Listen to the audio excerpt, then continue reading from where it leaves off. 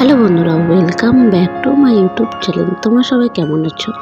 আজ চলে এসেছি নতুন একটা ভ্লগ নিয়ে। তো আজ দোল উৎসব, তো দোলের দিন তোমরা কী কী করলে সেটা অবশ্যই জানাবে, এবং দোলের কিছু মুহূর্ত আমি তোমাদের সঙ্গে শেয়ার করলাম। আজকে দোলের দিন আমি রং খেলিনি, কারণ বাড়িতে রান্না বান্না করে আজকে সারাদিন কাটালাম। ছোটো ছোটো ভাই বোনেরা এইদিকে রং খেলছে, সেগুলো সব তোমাদের সঙ্গে শেয়ার করলাম। আজকে সারাদিন কী করেছি পুরো দিনের ভ্লগ তোমরা দেখতেই থাকো, এবং খুব মজা করেছি। কালকের ভ্লগ আসতে চলেছে, কালকে খুব এনজয় করেছি, দোল খেলেছি, সবগুলো তোমরা দেখো, খুব এনজয় হবে। আর কালকের ভ্লগটা আসতে চলেছে, আজকেরও ভ্লগটি খুব ভালো, আশা করি তোমরা দেখবে এবং পুরো দেখতে থাকো। ওকে, তো বেশি না বকে শুরু করা যাক ভ্লগটি, তোমরা দেখো সবাই।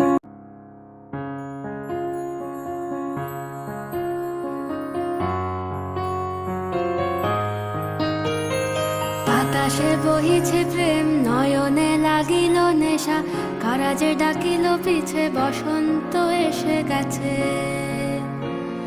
মধুর অমৃত বাণী, বেলা গেল সহজেই, মরমে উঠিল বাজি, বসন্ত এসে গেছে। থাকতব ভুবনের ধুলি মাখা, এখানে আমি রান্নার সমস্ত কিছু জোগাড় যন্ত্র শুরু করে দিয়েছি, আর ওইদিকে সব বাচ্চারা রং খেলা শুরু করেছে, সেগুলো তোমরা দেখলে আরও আছে, সব দেখতে থাকো।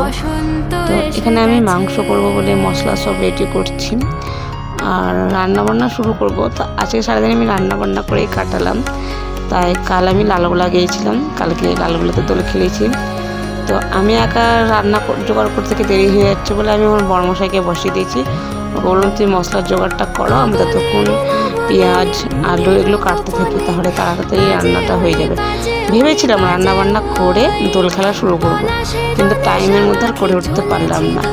তো তার জন্য আমি আজকে ভাবলাম থাক, আজকে এইভাবে খাওয়া দাওয়া করে রান্না বান্না করেই দিনটা কাটাই, কালকে তখন দোল খেলবো। তো আমার এখানে সমস্ত কিছু যোগাযন্ত্র করা প্রায় কমপ্লিট মশলার। তো এদিকে আমি আলুটা কেটে নিচ্ছি। তো আলুটা কেটে আমি রান্নাটা শুরু করে দেবো। তোমরা পুরো ভ্লগটি দেখতে থাকো আজকে, এবং আশা করি খুব ভালো লাগবে। কেমন হয়েছে অবশ্যই কমেন্ট করে জানাবে আজকে ভ্লগটি। আবেগে কাঁপিছে আখি, বসন্ত এসে গেছে। থাকতব ভুবনের ধুলি মাখা চরণে, মাথা নত করে রব,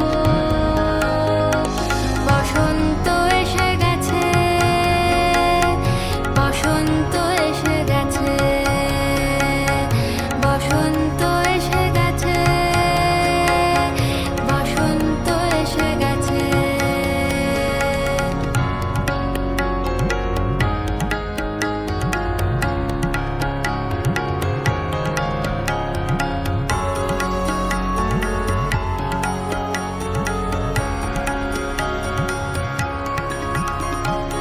এই বসন্তে অনেক জন্ম আগে,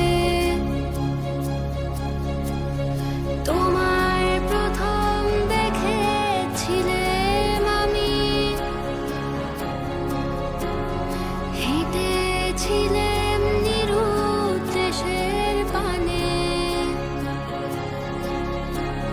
সেই বসন্ত এখন ভীষণ দামি, আমার কাছে, তোমার কাছে, আমার কাছে, বসন্ত এসে গেছে। সো আমার সমস্ত কিছু রেডি হয়ে গেল রান্নার জন্য, মশলা করা এবং সমস্ত কিছু কাটাও হয়ে গেল।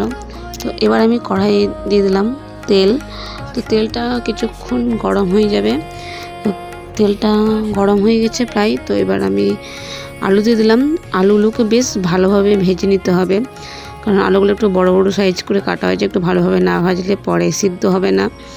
তো এর মধ্যে আমি একটু সামান্য পরিমাণে হলুদ এবং অল্প সামান্য পরিমাণে লবণ দিয়ে দিলাম। তো এবার খুব ভালোভাবে আলুগুলোকে খুব ভেজে নিতে হবে। তো আলুগুলো আমার প্রায় ভাজা হয়ে গেল। তো আমি এবার আলুগুলোকে তুলে নিই। তো চটপট করে আলুগুলো তুলে নিলাম।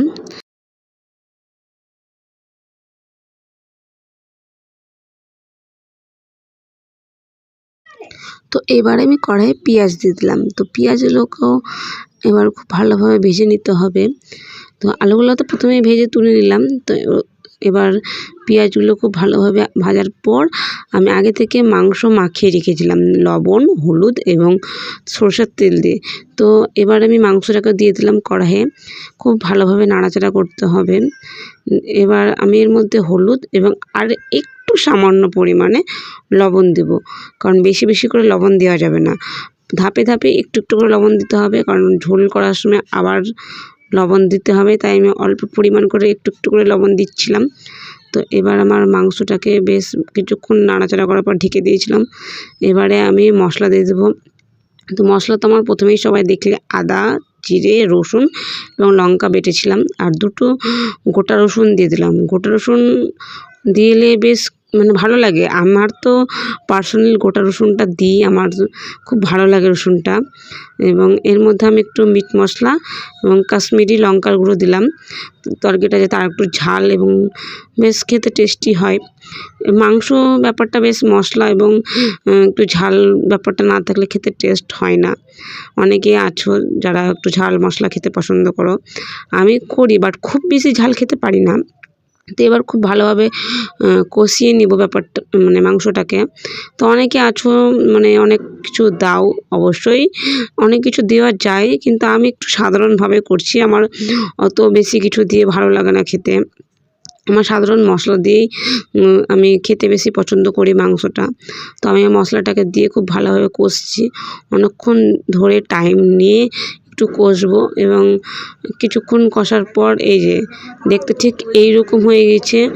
তো আমার মাংস কষা তো কমপ্লিট হয়ে গেল। এবার এর মধ্যে জল দিয়ে দেবো, এবং জলটা খুব বেশি পরিমাণে দেবো না এবং অল্প পরিমাণেও দেবো না, যাতে ঠিকঠাক ঝোলটা হয়।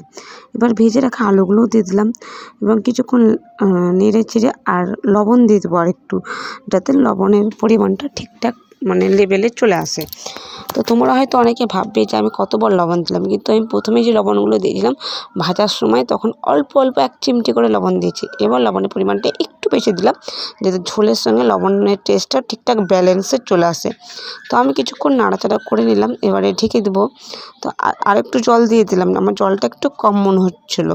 তো এবার নাড়াচাড়া করে আমি ঢেকে দেবো। তো আজকের ভ্লগটি কেমন হয়েছে অবশ্যই তোমরা কমেন্ট করে জানাবে, লাইক করবে এবং আমার চ্যানেলটি সাবস্ক্রাইব করবে।